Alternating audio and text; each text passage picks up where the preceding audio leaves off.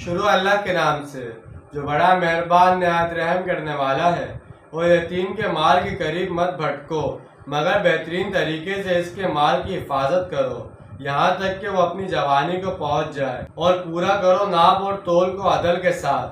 ہم نہیں ذمہ دار ٹھہرائیں گے کسی بھی جان کو مگر اس کی وصیت کے مطابق، اور جب بھی بات کرو تو عدل کی بات کرو، خواہ قرابت دار ہی کا معاملہ ہو، اور اللہ کے عہد کو پورا کرو۔ یہ ہیں وہ چیزیں جن کا اللہ تمہیں حکم کر رہا ہے تاکہ تم نصیحت اخذ کرو۔ یتیم کے مال کو ہڑپ کرنا یا اپنا ردی مال اس کے مال میں ملا کر اس کے اچھے مال پر قبضہ کرنے کا حیلہ کرنا بھی حرام ہے۔ بنیادی طور پر تو یہ مکی دور کے احکام ہیں، لیکن یتیموں کے حقوق کی اہمیت کے پیش نظر مدنی صورتوں میں بھی اس بارے میں احکام آئے ہیں۔ مثلاً